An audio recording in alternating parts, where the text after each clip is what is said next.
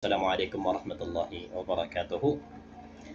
Ngayon ay ipapahayag natin ang isa sa mga tula ni Dr. Jose Rizal, no? Si Dr. Jose Rizal ay isang makata at bayani ng Pilipinas na kilala sa kanyang mga tula at akda na naglalaman ng mga saloobin at pananaw sa pagmamahal sa bansa at pag-asa para sa kinabukasan ng mga Pilipino. No? Ang tula niyang Ang Aking Mga Kabata ay isang mahalagang bahagi ng kanyang panitikan na naglalarawan ng kanyang damdamin hinggil sa pambansang pag-iral at pagkakakilanlan. No? Sa unang saklong ng tula or paragraph ng tula, no, ipinapahayag ni Dr. Jose Rizal ang kanyang pagnanais na ang mga kabataan ay magmahal sa kanilang wika at sa ating bansa, no? Sinasabi niya na ang wika ay isang mahalagang bahagi ng pagkakakilanlan ng isang tao at bansa.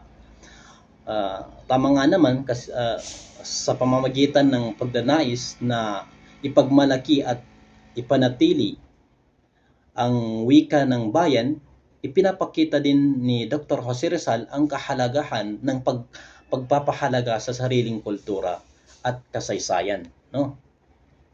Sa ikalawang paragraph, binibigyan din ni Dr. Jose Rizal ang konsepto ng pag-asa para sa hinaharap ng bayan sa pamamagitan ng pagtawag sa mga kabataan na magkaroon ng pangarap at magtiyaga sa pag-aaral.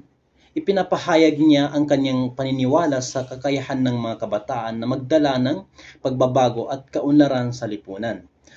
Ang ideya ng pag-asa ay nagbibigay inspirasyon sa mga kabataan na maging responsable at maging bahagi ng pagpapalakas ng ating bansa.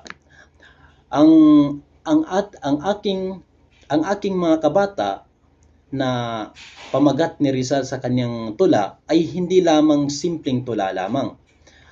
Ito ay isang pagpapahayag ng pag-ibig sa bayan, pag-asa para sa hinaharap at pagpapahalaga sa mga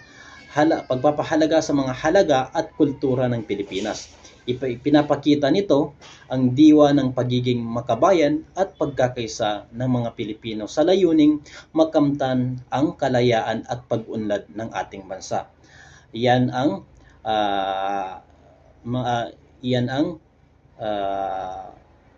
explanation ng tula ni Dr. Jose Rizal na pinamagatan na Ang Aking Mga Kabata. Hanggang dito na lamang po. Maraming salamat po sa inyong pakikinig.